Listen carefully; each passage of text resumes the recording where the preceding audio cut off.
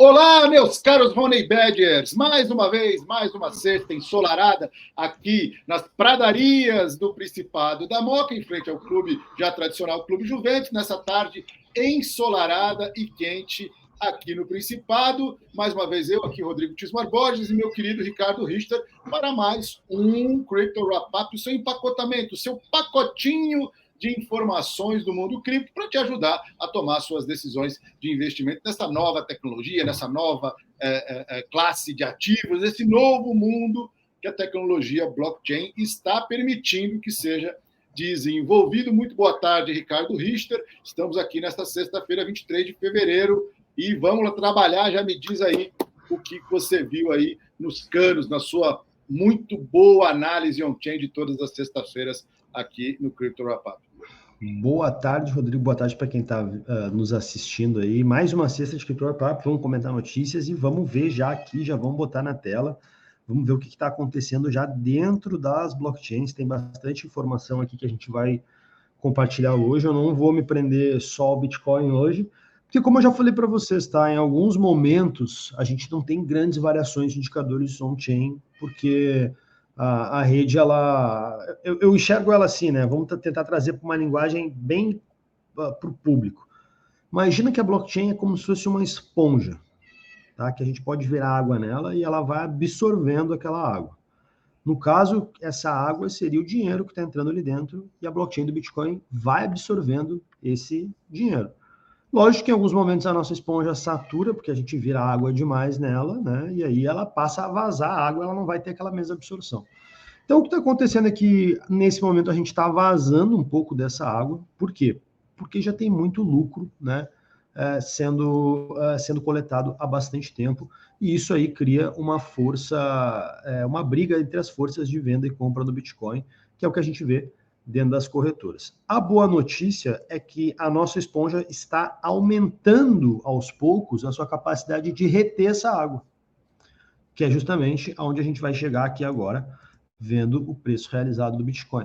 Eu estou sempre começando as análises on-chain pelo preço realizado, trazendo para vocês, olha, a gente tem aqui a linha azul que está se aproximando da linha vermelha. A linha vermelha é o último all-time high, e essa linha azul representa justamente a retenção de capital que o Bitcoin vem fazendo nos últimos anos. A gente tem a série histórica que a gente pode abrir.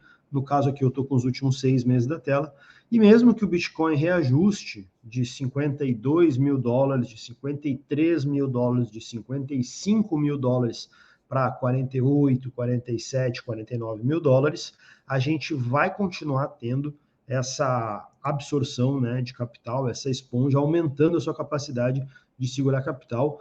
E para você que faz DCA, para você que acredita no Bitcoin como moeda, como reserva de valor, como uma poupança, essa é a métrica mais importante que você tem que observar, porque essa é a métrica que vai mostrar no longo prazo o que está acontecendo. Para quem é swing trader, a gente já falou aqui, tem bastante possibilidade quando uma linha cruza a outra aqui. Eu não vou me estender muito nesse passo. A gente vai ter oportunidades excelentes de dar entradas aqui que historicamente concederam bons lucros. Resumo de tudo isso, estamos aumentando a capacidade do Bitcoin pouco a pouco a reter capital, e isso é ótimo. A hora que a linha cruzar aqui, tá? A azul cruzar a vermelha, a gente vai bater o martelo e vai dizer, gente, oficialmente estamos numa corrida por uma nova descoberta de preço de Bitcoin. Qual vai ser esse novo preço, Rodrigo? Aí começa, né, aquele trabalho dos analistas, aquele trabalho das pessoas dizer, olha, o topo vai ser tanto, o topo vai ser aqui. Quando a gente chegar nesse momento, o que eu vou estar olhando, tá? Vou estar olhando MVRV-Z Score. É um indicador aqui, eu tenho os últimos 5 anos dele, e nos últimos 5 anos dele, ele fez apenas uma entrada nessa zona vermelha aqui de cima, tá? Que é a zona que demonstra que o Bitcoin está fazendo um topo, tá? Quando a gente teve aqui, ó, em outubro de 2024, a gente estava na metade do caminho, com o MVRV-Z Score em aproximadamente 3,5. A gente não chegou nem em 2 ainda, tá? E historicamente o número 2, né, a linha do 2 aqui, ela não representa que o Bitcoin ainda está próximo de fazer um topo. A gente vai começar a buscar assim. Oi. desculpa te interromper, só explica para quem está chegando agora o que é MVRV. MVRV é uma métrica que traz a comparação, tá, entre o tamanho total do mercado e a valoração total do mercado. Vou trazer isso em termos leigos. É uma métrica justamente que faz a comparação, que divide aqui, ó, a capitalização pelo valuation, market cap contra realized cap. Isso cria uma diferença, tá? Aonde mostra, olha, o valor absoluto que a gente tem na blockchain é o realizado, tá? Mas existe uma diferença especulatória quando a gente compara o market cap. Eu gosto de explicar o market cap e o realized cap assim, ó, Rodrigo. Agora o preço de um Bitcoin é aproximadamente 51 mil dólares. Você me venderia um Bitcoin por 50 mil dólares agora? Nesse momento? Eu não. Não venderia. Então significa que, economicamente falando, o seu Bitcoin não está valendo 51 mil dólares. Ele está valendo mais do que isso. No preço atual, esse Bitcoin, aí que o Rodrigo não quer me vender, ele é um Bitcoin que está economicamente inativo, porque ele não está disposto a vender a 51 mil dólares. Quando a gente calcula o market cap, a gente pega todo o supply, inclusive esse Bitcoin aí que o Rodrigo não quer vender a 50 mil dólares, e considera que o preço dele é 51 mil dólares, multiplica lá o supply pelo preço atual de 51, e vai dizer que o mercado é de um tamanho X. Só que economicamente falando, esse Bitcoin do Rodrigo não vai se mover, o Bitcoin do Ricardo não vai se mover, o Bitcoin da Rafa não vai se mover, os Bitcoins do Satoshi Nakamoto não vão se mover. Então, tem milhões de moedas aí que estão na conta, mas que, na verdade, economicamente falando, não participam da economia real. Então, quando a gente faz a comparação entre o valuation e o realizado, tá? Aí voltando para o gráfico aqui, ó, o market cap linha vermelha e o realizado linha azul. A gente tem essa diferença. Só para fins educacionais, agora, tá? 22 de fevereiro, 1 trilhão de market cap do Bitcoin, considerando as moedas perdidas. Realizado, desconsiderando as moedas perdidas, 462 bi. E aí, aqui no MVRV Z-Score, a gente tem uma divisão simples entre esses dois indicadores. Então, a proporção de um contra outro agora é de 1,9. Quando a gente vê essa proporção superar o número 3, a gente começa a procurar os valores de topo de Bitcoin. Mais ou menos isso. Eu acho que eu me estendi na explicação. Não, aqui, é ótimo, Rodrigo, mas a gente se pega em siglas e não transforma isso em informação interessante, consumível para quem está vendo aí os nossos vídeos. Muito legal. É isso que a gente tem que fazer. Exatamente. E assim, talvez aqui com a minha explicação, talvez você vendo esses gráficos, pareça uma coisa muito complicada. Mas o MVRV é uma divisão simples entre um e outro, que cria uma relação que a gente consegue interpretar um comportamento de mercado quando o Bitcoin está, né, com uma diferença muito grande entre o real, né, o valuation real dele e a capitalização de mercado. Então, quando a gente olha lá o CoinMarketCap, o CoinGecko, esses sites, a gente vai ver lá um número de 1 trilhão, mas a gente tem que considerar que esse número é inflado. Estou falando de Bitcoin, o mesmo acontece para todas as altcoins do mercado, tá? Isso que eu estou falando aí pode replicar para todos os outros projetos do mercado, porque acontece mais ou menos assim. Para resumir essa questão de preço, eu sempre trago aqui o número absoluto de UTXOs, tá? Que a gente tem em lucro. Atualmente 96,2, muito elevado, extremamente elevado, tá? Valores aí acima de 95 são valores que costumam não ser sustentáveis, a força vendedora acaba sendo muito grande e as pessoas querem realizar lucro, tá? E esses valores aí, se eles ficarem sustentados por longos períodos, aqui dentro da série histórica, dentro dos outros momentos, aí a gente vai começar a ver justamente o impacto dessas UTXOs lá no MVRV, ele vai superar esse valor de 3. Se a gente pegar nos outros all-time highs aqui, a gente teve 99% da rede em lucro por algum período, mas depois a gente teve correções muito fortes nesse momento. A gente teve bear market, a gente teve vários outros fatores que indicam. Então, o momento atual é de 96%. Existe uma força compradora muito grande através de ETFs, tá? E através de outros movimentos macro, já comentamos aqui também anteriormente, a movimentação asiática está um pouco diferente, Então, não me surpreenderia hoje, no final do dia, a gente vê o Bitcoin a 53K, isso pode acontecer, não estou batendo martelo, mas existem essas possibilidades mesmo com valores aqui de 92%, 96%, tá? Porque períodos anteriores esses valores não são sustentáveis, mas como estamos num período onde tem lucro sendo realizado, onde tem busca externa, né, fatores externos, levando pessoas ao Bitcoin, pode ser que a gente veja uma sustentação um pouco maior e a gente veja esses pumps aí recentes no preço do Bitcoin. Vou sair um pouquinho do BTC porque eu quero falar um pouquinho de Ether hoje, tá? Estava observando, Rodrigo, como é que está o supply do Ether, tá? Sempre que eu pego uma rede para observar, assim, um dos primeiros indicadores que eu procuro, isso é uma informação válida para você que gosta de análise on-chain, gosta de fazer uma análise mais profunda dos projetos, como que está a distribuição do supply desses tokens, tá? O supply, ele nos diz muito sobre o projeto, sobre o potencial de valorização, sobre aonde pode ir o preço, tá? Não adianta a gente criar. Como a gente falou um pouquinho de market cap aqui, tem muitas criptomoedas, né, muitos projetos fraudulentos que forjam esses números de market cap, porque justamente essas mecânicas que eu estou explicando aqui, os desenvolvedores, eles compreendem essas mecânicas e sabem como inflacionar elas, sabem como criar um market cap não real. Quando a gente olha o supply, a gente consegue dar uma olhada nisso. Supply de BTC está no menor valor em 5 anos dentro das corretoras. No Ether, a gente tem só 11% do supply dentro de corretoras, mas o que eu estou vendo crescer de maneira bastante forte, e aqui a gente tem 1 ano de movimentação na tela, o supply, a quantidade de Ether em smart contracts e em stake. São as duas linhas que estão ascendentes aqui, linha rosa e linha roxa, tá? Aí a gente tem mais ou menos 1/3, tá, do supply em smart contracts e 1/3 do supply em stake. É bastante coisa e isso nos leva aí a outra métrica, que é o valor total, né, absoluto alocado em DeFi. Eu acompanho essa métrica, tá? Essa aqui também é uma outra métrica macro do mercado de DeFi. A gente pode olhar individual cada projeto, como que está isso, mas a gente também pode olhar a métrica absoluta. Aumento muito grande aqui, eu estou com 2 anos de movimentação, tá? Mas aí, últimos 6 meses, a gente saiu de 22 para mais de 46 bilhões de dólares no Ether em DeFi.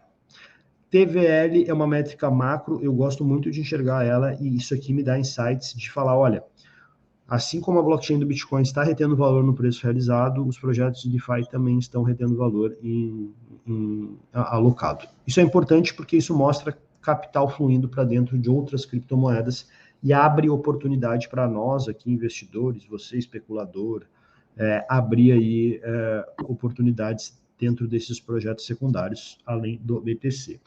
Eu escrevi lá em 2021, outubro de 2021, que a jornada do mercado DeFi até $1 trilhão já começou, tá? Assim como market cap do Bitcoin a gente viu ali em 1 trilhão, né? E a gente tem capitalização no mercado de cripto muito maior do que isso ainda. Eu acredito que o setor de DeFi exclusivamente pode chegar e vai chegar a 1 trilhão nessa métrica que eu estou trazendo aqui, tá? Lá na época, quando eu escrevi esse, a gente tinha o total valor, tá, alocado em todos os DeFi de 221 bilhões. É muito dinheiro, tá? Então, se a gente parar para pensar, não é tão longe assim de 1 trilhão dentro desse mercado. Até porque quando a gente tem aí esses projetos assumindo funções bancárias, a gente vai ter migração de pessoas tirando o capital lá de uma aplicação, de um banco, de uma financeira, e levando para dentro desses protocolos DeFi. Particularmente, eu já fiz isso muitas vezes, tá? E aí, se você... A gente tem muita gente nova entrando no canal. Para quem ainda está começando no canal, assim, começando na área de cripto, DeFi é um acrônimo de Decentralized Finance, finanças descentralizadas. São serviços financeiros que empresas ou acordos ou grandes smart contracts ou instituições, vamos dar esse nome, descentralizadas, que não necessariamente tem um dono, tem uma sede, tem um local, baseadas em blockchain, são serviços prestados por essas instituições ao mercado em geral. Então, hoje você tem uma série de DeFi, que são serviços que, para você fazer investimento, para você fazer empréstimo, para você fazer seguros, você tem uma série de serviços que são prestados na internet por soluções totalmente baseadas em código, baseadas em smart contract, que hoje desafiam, sim, o mercado tradicional. Eu conheço algumas pessoas que não investem mais em instituições da velha economia e investem o dinheiro delas em projetos baseados em soluções de DeFi, como o Uniswap e várias outras que tem por aí. Então, é uma forma de prover serviços financeiros totalmente baseado em blockchain. Já existiu problemas? Já houve hacks? Já, mas é uma tecnologia que está em desenvolvimento e cada vez mais o mercado fica mais maduro. E aí todo mundo fala, DeFi foi uma onda, vai morrer, igual o NFT. Desculpa, eu acho que não. Eu acho que DeFi, obviamente, saiu um pouco do hype, mas você tem serviços novos sendo lançados, produtos novos sendo lançados, novas tecnologias estão se aprimorando. Então, é um mercado que, sim, vai revolucionar os serviços financeiros no mundo e isso incomoda muita gente, como vocês podem imaginar. Muita gente, concordo com você, Rodrigo. Acho que o DeFi veio para ficar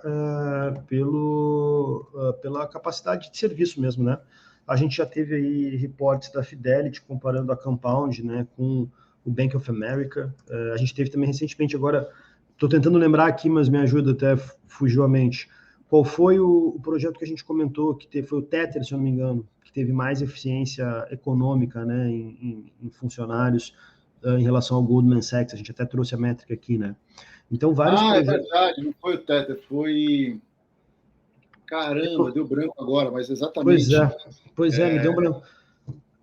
Exatamente. Foi o... Putz, eu lembro o valor que deu...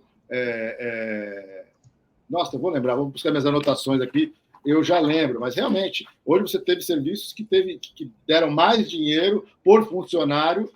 Lembrei, a Tether, foi a Tether. Exatamente. Foi a Tether mesmo, foi a Tether. No final do ano, anunciou os lucros dela, e os lucros, se você for imaginar, a Tether é uma empresa que tem, acho que no máximo 80 funcionários, e o lucro dela foi absurdo, a gente está falando assim de bilhões de dólares baseados numa carteira hoje de mercado de perto de 93 bilhões de dólares emitido em Tether, e o lucro que ela teve sobre isso foi extremamente razoável, ou seja, é um serviço, uma emissão de um token lastreado por uma moeda, no caso, o dólar, e a operação disso em taxas, ou mesmo no que eles têm investido nesses recursos que estão lastreando essa moeda, está dando muito mais dinheiro por funcionário, ou seja, a geração de valor por funcionário é assim, 20 vezes o de um banco tradicional.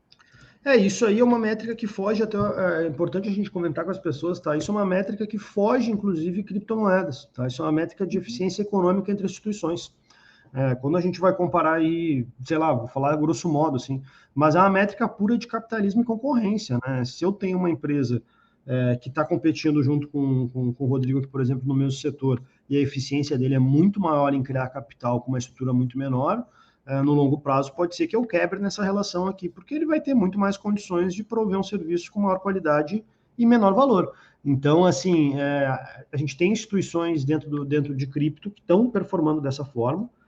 São várias, tá? Não é só o Tether que estão fazendo esses números, e eu vejo mais ou menos como um ponto de virada, um ponto de evolução, assim, né? Também trazendo para termos simples, é como se a gente estivesse saindo da época da vela para a época da lâmpada elétrica. A gente ganhou eficiência em recursos, né, nesse projeto. Lógico que o setor ele está em crescimento, tem N riscos ainda a serem descobertos, que já aconteceram, como o Rodrigo falou, mas é um setor promissor, e é justamente essa a mensagem que a gente quer deixar aqui agora nesse momento, tá? Se você olhar aqui no DeFi Lama, cara, o TVL, ou seja, Total Value Locked, em DeFi, hoje está em 75 bilhões de dólares. É muito menor do que os 200 e pouco que teve no passado? Mas ainda é muito razoável, porque a gente está falando de 75 bilhões de dólares que estão fora do mercado financeiro tradicional. Não, fora do mercado financeiro tradicional, e assim, a gente pode até ampliar, né? Não é só DeFi, né? Eu não colocaria só o DeFi nesse barco aí, eu colocaria também os produtos de earning de corretora, entendeu?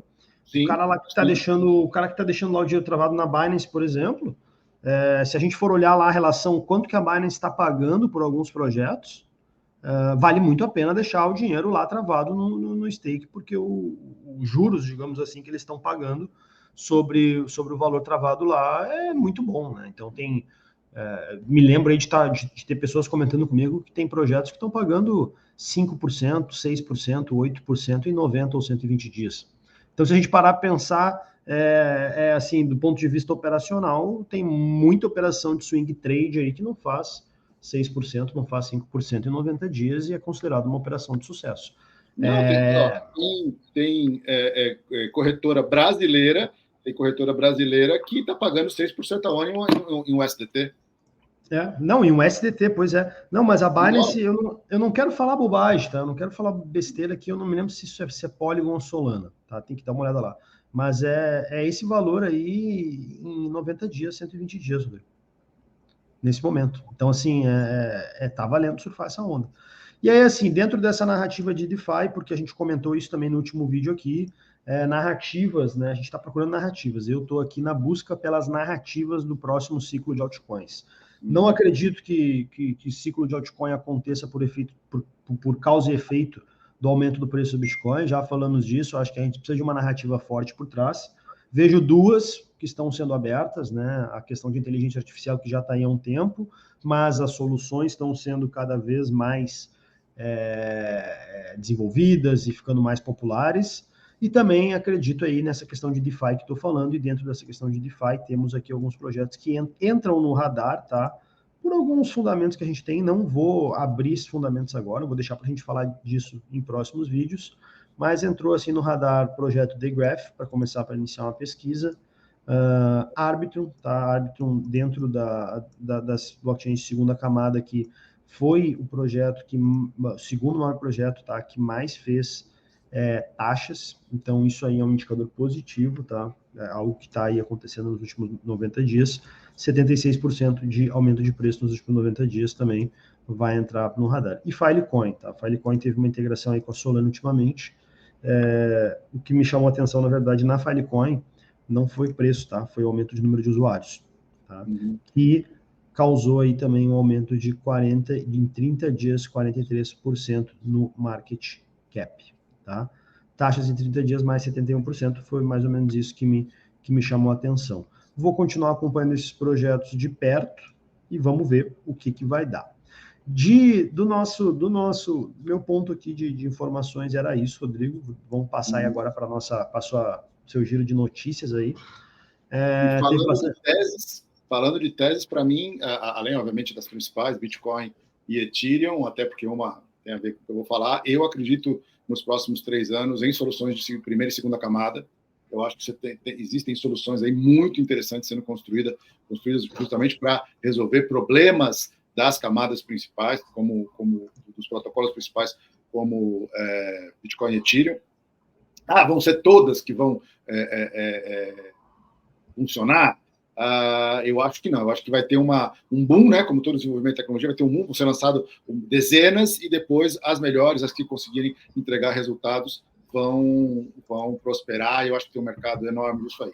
E junto a elas, porque são componentes, né? São participantes da mesma infraestrutura tecnológica, os oráculos. Eu também acho que Chainlink tem uma possibilidade muito grande, entre outros. Eu não gosto de ficar falando de projetos especificamente, parece indicação de preço, isso não é indicação de compra, não é indicação de investimento, é somente um comentário. Aí você tem a Stacks, por exemplo, cara, subiu 400% nos últimos dias, que é uma segunda camada baseada no protocolo do Bitcoin, que é muito interessante. Falei da segunda camada, e uma coisa que aí é própria minha, que são pouquíssimos tokens, mas que eu acredito que a partir do momento que projetos ligados à área de tokenização de ativos reais começarem a usar a estrutura de token para se financiar, eu acho que tem a possibilidade muito grande de você ter boas opções de investimento. Né? O que é isso? Hoje você tem plataformas de investimento, ou plataformas de distribuição e emissão de tokens que são lastreados por ativos reais, o que chamam de RWA, Real World Assets, que são tokenizados. Muitas dessas plataformas tiveram o seu funding inicial com venture capital ou com private equity, ou seja, ainda não entraram totalmente no mercado de utilizar o mercado de tokens para se financiar.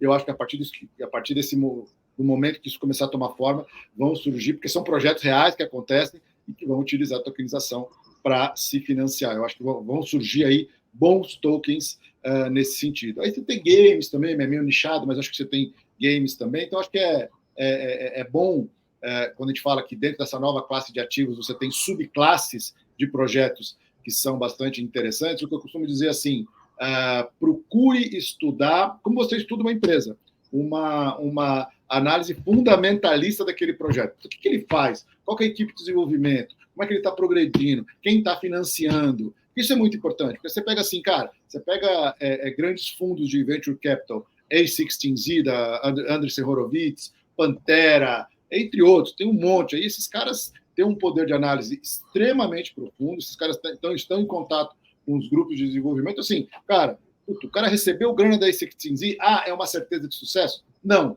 mas é um bom indicativo de que esses caras tiveram que defender a sua tese e demonstrar o porquê um fundo como esse colocou dinheiro neles. Então, é importante a gente também fazer esse tipo de análise e procurar ir lá no Messari e começar a procurar, cara, onde você tem, e contar com a gente para trazer essa informação relevante também. E aí, indo lá já para o nosso giro de notícias, informações, o que aconteceu aí nessa última semana. Até uma coisa engraçada, quem acompanha a gente nas redes sociais viu que eu fiz um post na quarta-feira à noite falando sobre o Trump. Né? O que vai acontecer? O Trump é um cara polêmico, é um cara que dá opinião sobre tudo, e as chances dele se tornar presidente dos Estados Unidos estão aumentando muito. Né? Todas as pesquisas indicam que deve ser um landslide, como eles chamam nos Estados Unidos. Ele ganha como presidente e ele ganha no voto total, o que é uma coisa interessante para quem não conhece o sistema americano. Às vezes o cara pode perder no número de votos totais, mas ele ganha porque lá é baseado nos delegados. Então, a chance dele vencer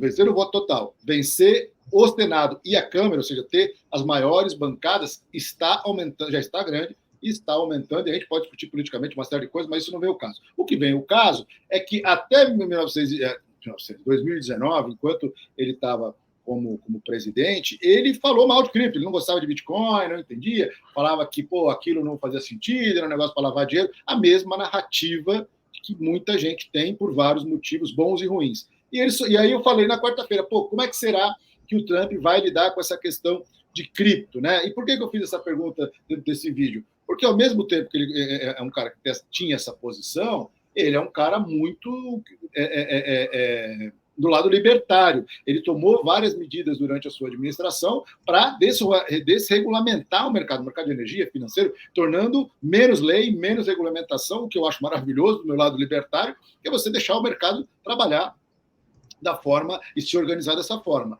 E aí eu fiz a seguinte confrontação, esse estímulo ao nosso seguidor, como é que ele seria. E olha que engraçado, ontem, numa entrevista, perguntaram para ele, e Bitcoin, e cripto? E ele falou, já mudou, ele já falou assim, traduzindo, fazendo uma tradução livre aqui, eu posso conviver com isso. Muita gente está ligada a esse mercado, muita gente está... Eu ouço muita gente querendo pagar, fazer as coisas em cripto, em Bitcoin. Eu ainda prefiro o dólar, mas eu posso conviver com isso e acho que isso em algum momento vai ter que ser regulado. Ou seja, ele é meio liberal, mas já falou que isso tem que ser regulado. Né? Mas posso conviver com isso, já é um bom sinal. E ele falou também das CBDCs, que são as moedas dos bancos centrais, e que ele vê isso como algo muito perigoso, dada a possibilidade de virar uma ferramenta de controle social, o que eu também acredito. Né? Eu acho que a ideia é muito interessante, como proposta de valor. Você tem aqui o Drex no Brasil, que está sendo desenvolvido. Na ideia, ela é muito interessante. Você ter o dinheiro programável, ele pode trazer vários benefícios para a sociedade. Né? Você dar à população o poder de ter as suas carteiras próprias, fazer sua autocustódia e utilizar dessa tecnologia é muito legal. Só que existe, sim, um risco de um controle social, porque você pode perder a privacidade das suas transações. Então, a partir do momento que a gente consiga tirar esse problema da privacidade, eu vejo como uma ideia. É que eu não vi ainda nenhuma solução que realmente dê a mesma privacidade que você tem no dinheiro. Então, acho que assim, o Trump foi ambíguo de novo. Ao mesmo tempo que ele falou que ele pode conviver com isso, ele acha que pode ser regulado. Quem viver, verá, como dizia meu avô, vai ver o que ele vai fazer. Eu, sinceramente, eu acho que os Estados Unidos hoje têm problemas muito maiores a enfrentar. Deve ser um dos temas que talvez ele coloque ali em segundo, terceiro plano. Isso é bom ou ruim? Eu não sei. Eu acho que alguma regulação no mercado americano, o maior mercado de capitais do mundo, seria interessante para trazer mais institucionalidade e abrir as portas para mais investimento nessa área, né? Vamos ver. Tomara que ele tome as decisões corretas de manter a liberdade que prega a cripto, né? Mas trazendo um pouco mais de confiabilidade para que o investidor institucional ou o investidor médio americano possa entrar de cabeça nessa nova tecnologia, nessa nova classe de ativos, né? E aí, seguindo, algum comentário? Assim, eu acho interessante esse posicionamento, né, do Donald Trump. Vejo o Donald Trump. Também teve aí, para quem acompanha aqui, influenciadores brasileiros, tiveram outros influenciadores aqui no Brasil, agora mudando radicalmente a sua posição em relação ao Bitcoin, justamente depois da aprovação dos ETFs, né? Então, fica aí isso como aprendizado para a gente, né? Algumas pessoas precisam sim da validação do mercado, precisam dessa validação mesmo, né? Para passarem a acreditar nesses projetos, justamente pelas questões de pesquisa que a gente já comentou aqui, né? Rodrigo, eu até criei aqui uma nova watchlist dentro do CoinMarketCap com esses projetos que a gente falou hoje. Eu adicionei Stacks aqui que tu comentou, botei Filecoin que eu comentei, Stacks, The Graph, Arbitrum. Tem algum outro aqui que a gente deixou passar ou é isso? Cara, coloca o Pixels. Pixels, beleza. Aí, assim, a gente... Pixels. É esse primeiro aqui? Isso aí. Beleza. São projetos aí que a gente vamos botar aqui, vamos acompanhar, né? E aí tu até comentou na análise fundamentalista, eu nunca abri isso aqui, tá no vídeo, mas vou estar abrindo. Eu tenho os materiais de estudo que eu sempre que estão publicados lá no meu site. Nunca deixei ele aberto assim para ninguém, mas esse aqui é justamente o material sobre análise fundamentalista. Então, a partir daqui, lógico que a gente vai estar falando de análise fundamentalista voltado para criptomoedas, mas para você que nunca ouviu falar de como é que é a análise fundamentalista, esse aqui é o e-book que tem publicado lá no site. Vocês podem buscar lá ou até vir conversar comigo, que tem bastante conteúdo interessante. É um conteúdo que fala de mercado, mas também que puxa a sardinha aqui para o nosso lado, que é criptomoeda, e tem vários exemplos aí de investidores aqui, investidores lendários, né? Benjamin Graham. E eu trago aqui um exemplo muito controverso do que a gente traz aqui uma citação de cada um deles, né? E o senhor Warren Buffett tem a sua citação aqui muito famosa, que é que Bitcoin é veneno de rato, né? E aí deixo aqui como essa imagem aqui do Buffett como um contraponto para tudo que a gente fala, né? Justamente reforçando essa posição de uma pessoa que tenta utilizar métodos de análise tradicional e não utiliza os métodos de análise on-chain, não utiliza outros métodos que a gente utiliza aqui, que a gente traz aqui para vocês, e que é uma pessoa que é extremamente respeitada dentro do mercado, todo mundo sabe da história dele, todo mundo sabe dos feitos do Buffett, mas ele precisava ter essa aprovação, ele é uma pessoa que precisava dessa aprovação da SEC para começar a acreditar nesse produto, e cara, mesmo assim.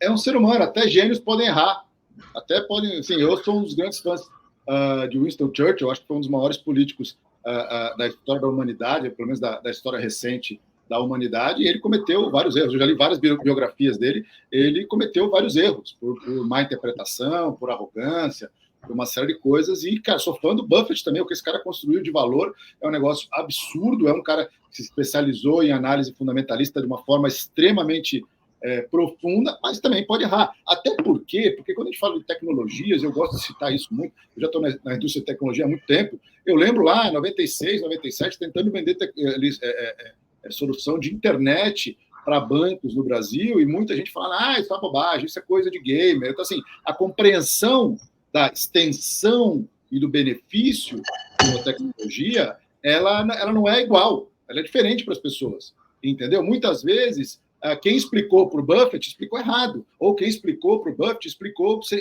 sem viés. E geralmente pessoas que são extremamente ocupadas, extremamente voltadas para um mercado específico, muito eficientes, elas têm aquelas caixinhas ali, a percepção dela já li vários livros sobre isso. Então, um dia ele pode ter chegado para alguém e falar, pô, o que é Bitcoin? E o cara explicou errado, ele botou aquilo, internacionalizou, pum, botou numa caixinha e foi seguir a vida dele falando uma série de coisas. E ele vai repetir o que ele tem na cabeça dele, né? Será que alguém teve o tempo de ir lá explicar o que é blockchain, por que foi criado, quem foi Satoshi, qual foi o... Sabe? Não. As pessoas não são obrigadas a serem convencidas de alguma coisa, né? Isso, até porque, assim, até justamente esse material de análise fundamentalista, ele traz justamente esses vieses, né? Porque esses grandes investidores, a gente chega com o assunto seguinte, olha, imagina o Luiz Barsi ouvindo isso. Cara, Bitcoin não paga dividendo, não gera receita. Ele também falou que é ruim. E isso não faz ele um cara menor, pelo amor de Deus. Não pode ser um cara menor, mas assim... é um ativo que não paga dividendo, que não gera renda, que não tem posses, né? Não tem uma estrutura física. O criador tem uma história muito duvidosa por trás. Ninguém sabe quem é o cara, ninguém sabe onde ele está. Então, a quantidade de vieses que existem para a gente não acreditar são inúmeros, né? Uhum. Eu me incluo nesse grupo. Eu não posso fugir desse grupo, porque a primeira vez que eu ouvi falar sobre Bitcoin, eu falei, legal. Mas e aí? Entendeu? Acho que todo mundo tem esse primeiro contato. Legal, mas e aí?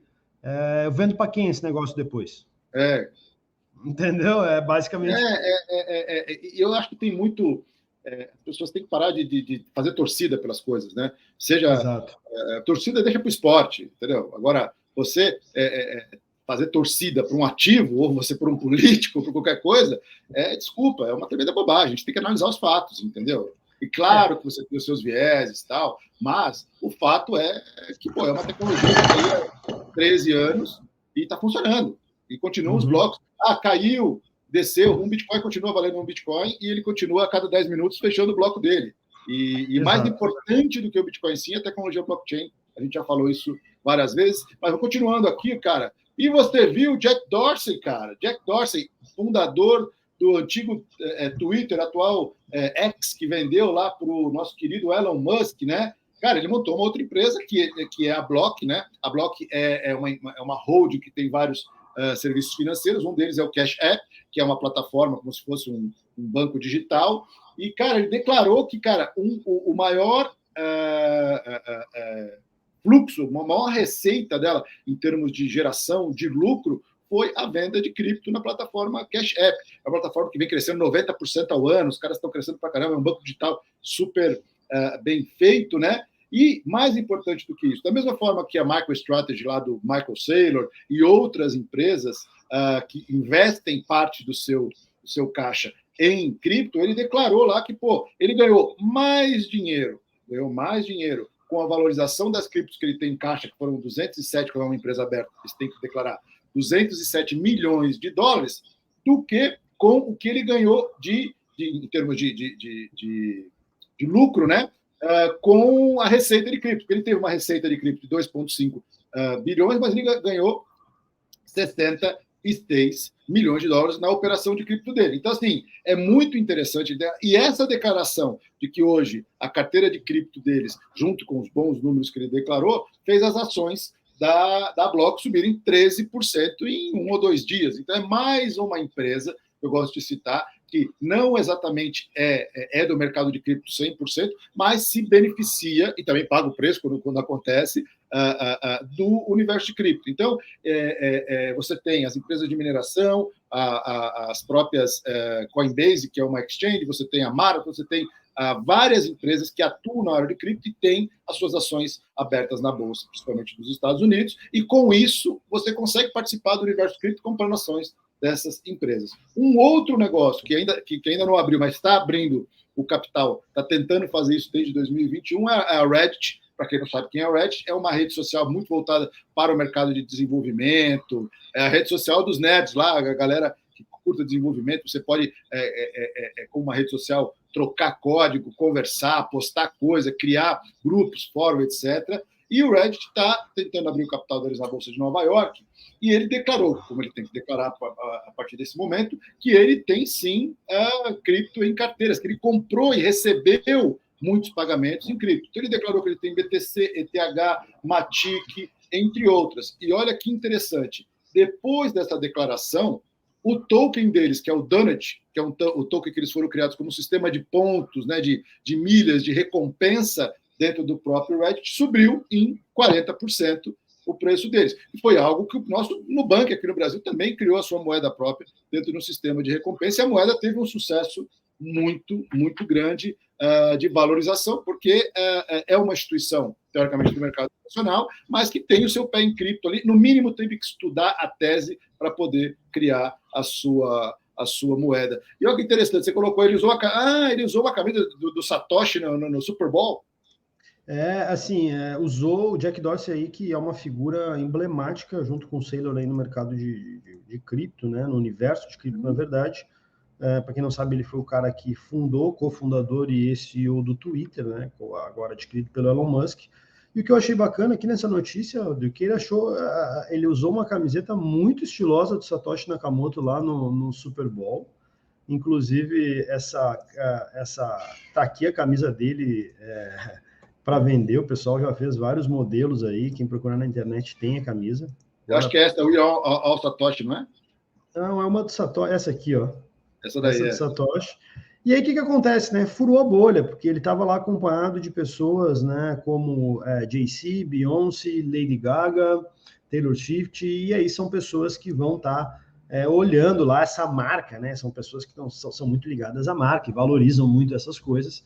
E o Jack Dorsey está lá levando essa história do Satoshi Nakamoto, essa parte da cultura de Bitcoin, que particularmente, eu acho que é uma história muito curiosa, eu acho que é uma história muito interessante, acho que todo mundo deveria conhecer essa história do Satoshi, porque essa história do Satoshi aí é única, né? Parece um conto de fadas, mas é algo da vida real. Então, é muito legal ver o Jack Dorsey falando nisso. E aí, comentando, né, sobre os resultados que ele teve, é muito bacana a gente estar no mercado aí e ver que o mercado ele se constrói de resultado, e principalmente dentro do mercado americano. Então, uma das maiores mensagens que os bitcoiners podem passar para o mercado é apresentar excelentes resultados. Então, isso aí é algo que não só o Saylor vem fazendo, o Jack Dorsey vem fazendo já há algum tempo, e vamos esperar que esses resultados aí venham, né? Na verdade, esperamos que o melhor desses resultados ainda nem vieram. Então, claro, estamos aí... é o caso da Tether. Pô, dá mais lucro por funcionário que o banco, cara. E são alguns bilhões de dólares que são crescentes. E aí, cara, até a gente fala muito de coisa boa, né? A gente fala também dos problemas, né? A gente teve hoje uma das maiores Layer 2, né? Ou seja, protocolos de segunda camada, que é a Avalanche, que é uma token, um projeto que já está há alguns anos, né, e vem crescendo, ficou 2 horas fora do ar sem emitir bloco. Da mesma forma que a Solana também teve um problema nesta semana, né?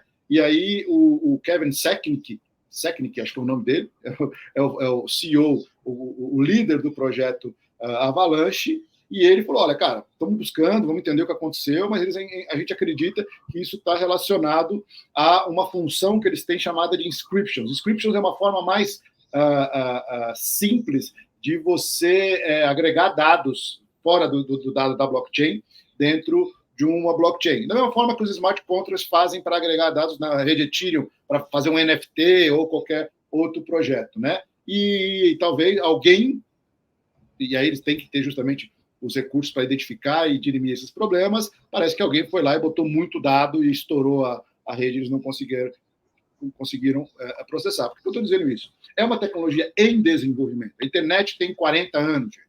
Nós temos 10, 15, já apresentamos muito bons resultados, mas é bom você, como investidor, entender que projetos podem ter problemas técnicos, de gestão, e é importante que a gente fique esperto. Teve uma queda no token da Avalanche, não foi nada tão significativo assim, mas foi muito legal da parte do CEO ir lá e falar, olha, cara, estamos identificando o problema, deve ter acontecido isso, e isso vai diminuir o número de vezes, mas vai acontecer principalmente com projetos novos, né? Um outro projeto que eu queria chamar a atenção, né, que todo mundo fala, pô, as gemas, né, muito cliente, muito parceiro, pô, Rodrigo, me manda aí uma gema, todo mundo quer ganhar dinheiro fácil, né, todo mundo quer algo que vai explodir, né, mas eu achei interessante porque foi uma tese, inclusive eu desenvolvi uma metodologia de análise para esse tipo de projeto, né, que é um blockchain games, que é a Pixels, por isso que eu pedi para você colocar ela na lista ali, porque, cara, eles tiveram uma performance do token deles excelente, cara. Do começo de fevereiro para cá, subiu 1.246% o token deles, né? E por quê? Porque o número de usuários aumentou, eles migraram da rede, se eu não me engano, da rede Solana para a rede Ronin, que é um novo protocolo também focado no uso e minoria dos processos para ser mais rápido, mais barato para o mundo de games, entre outras coisas. E o mais importante, que é um dado que é importante que a gente saiba, principalmente para quem investe em altcoin, que ainda está fora do mercado. Uma altcoin ser listada numa grande plataforma faz, obviamente, que muito mais gente tem acesso para comprar e investir nessa plataforma. Então, é um fator determinante de preço uma plataforma ser listada numa Binance, por exemplo. E foi o que aconteceu. O Pixel foi listado na Binance. Então, todos esses fatores fizeram de novembro, de final começo de fevereiro para cá, ela tivesse tido uma performance estrondosa aí de 1.246%.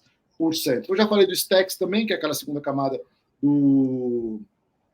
primeira camada do BTC, também teve 400% desde novembro de 2023. É isso. E uma outra coisa que eu estava lendo, não tem necessariamente com cripto, mas tem a ver com inovação. Eu estava lendo hoje o Sam Altman, que é o cara que criou a OpenAI, né, que é a empresa aqui do ChatGPT e de várias outras plataformas de inteligência artificial, criou a WorldCoin, né, que é aquela plataforma de identidade baseada na íris, que tem um token agregado para ela, também bastante,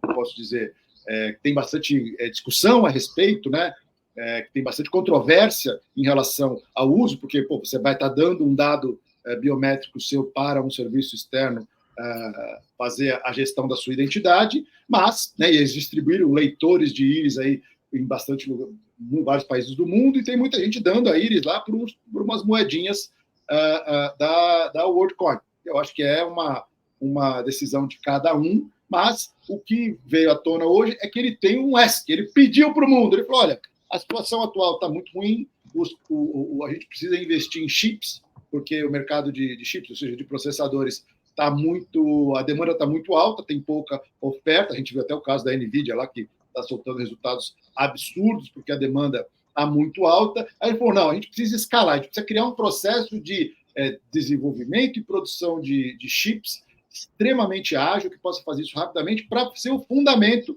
da próxima geração da tecnologia, que vai ser baseada em AI. Você tem ideia quanto ele pediu, quanto ele quer captar para montar essa fábrica, essa grande provedora de chips aí para AI? Nem ideia. Bilhões de dólares. Nossa, e aí vamos tirar da onde esse dinheiro? Da onde vem? 7 trilhões de dólares. Bom, a BlackRock tem 13, de repente a BlackRock quer apresentar metade do que ela tem sob gestão para a produção de chips lá. O Sanato é um cara bastante controverso. Eu concordo que a gente precisa melhorar a nossa estrutura de produção de chips, até por uma questão geopolítica, está tudo lá em Taiwan, e lá está uma zona meio complicada, a gente precisa diversificar essa produção de chips, porque a gente está realmente com um gargalo aí na oferta, mas ele quer 7 tri. Você colocaria aí meia dúzia de real para ele produzir chip, Ricardo? Olha, eu acho que assim vamos precisar de muita gente fazendo esse movimento para que isso aconteça, né?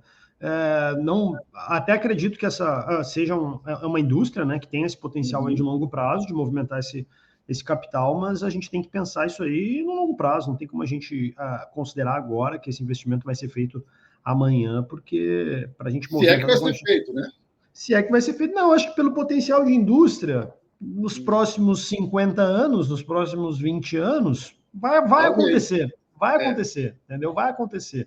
Mas é algo que a gente tem que jogar aí também para um horizonte de tempo bem longo para poder ver acontecer, porque num curto prazo eu acho pouquíssimo provável que capital saia de outras posições e migrem para esse setor. O setor de inteligência... Ricardo, Sim. Não, você vai falar que quando você olha a NVIDIA, cara, você acha que o mercado vai deixar a NVIDIA sozinha nessa posição por tanto tempo, cara? Nessa geração de lucro absurda. Não. Cara, tem que ter um concorrente. Não, tem que ter um concorrente e assim, e é um mercado que todo mercado busca ajuste. Se hoje existe uma única empresa que está com essa condição, o surgimento de concorrência é algo natural dentro do mercado, né? E a inteligência artificial é uma ponta da tecnologia que, junto com o blockchain, junto com as criptomoedas aí, vai sim movimentar nos próximos anos muito dinheiro, né? A gente não sabe exatamente quanto, e que tem um potencial, sim, de estar trazendo novas soluções e revolucionando várias indústrias. Eu estava comentando aqui em off, né?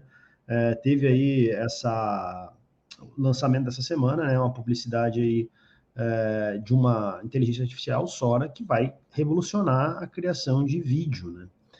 Você digita lá o seu comando e o vídeo ele sai 100% inteligência artificial, praticamente. Eu anotei aqui para pesquisar essa semana. É uma indústria que, por exemplo, isso vai trazer uma revolução muito grande, né? Uma revolução de trilhões de dólares.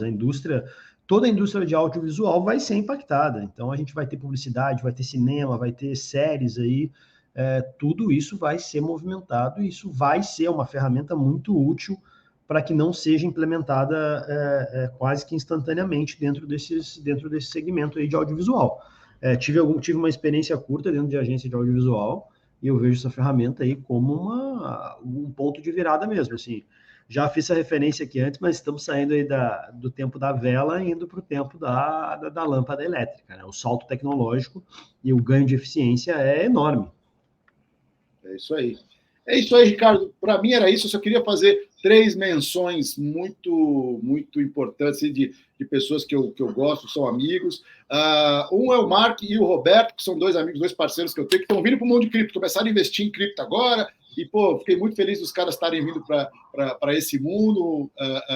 Achei bacana. São pessoas que não investiam agora, já estão falando até em opções de derivativos. Acho muito legal, a gente tem conversado bastante.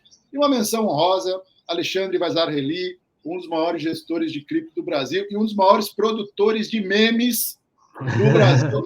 Convido você, Alexandre Vazar-Reli, da BLP Cripto, que é a gestora que fundou o primeiro fundo de cripto do Brasil. Ele soltou um meme no LinkedIn hoje maravilhoso, é um vídeo, eu vou postar aqui nos meus grupos de WhatsApp e convido vocês a visitar o perfil do LinkedIn dele e ver um vídeo meme que ele buscou, fez, ou achou não sei aonde, sobre Bitcoin, ligado principalmente aos filmes dos anos 90, que ficou muito bom. É isso aí, excelente. Acho que a gente tem, tem bastante coisa para a gente acompanhar. Esse foi o Crypto Up cheio de informação. Aqui a gente falou de bastante coisa, tanto na parte de análise, aí estendemos para outras redes, falamos de DeFi e bastante notícia. Da minha parte, pelo menos, Rodrigo, é isso, né? Acho que estamos encaminhando para os momentos finais. Agradeço a todos que acompanham o nosso trabalho nas redes sociais. Por favor, curte, compartilhe, segue lá Honey Badger Research no Twitter, ou no X, como fala agora, no Instagram, que a gente posta bastante coisa lá, a gente sempre tenta passar informação concreta e sólida para você tomar suas decisões de investimento no mercado de cripto. Obrigado, Ricardo Richter, que você tem um fim de semana maravilhoso, e me despeço aqui diretamente do Principado da Moca. Um grande abraço. Isso aí. Vamos acabar aqui com um jargão de YouTube novo que eu aprendi, que é o seguinte: faz o C. Curta, comente, compartilhe. Faz o C. Faz o C. É isso aí. Tchau, tchau. Grande abraço.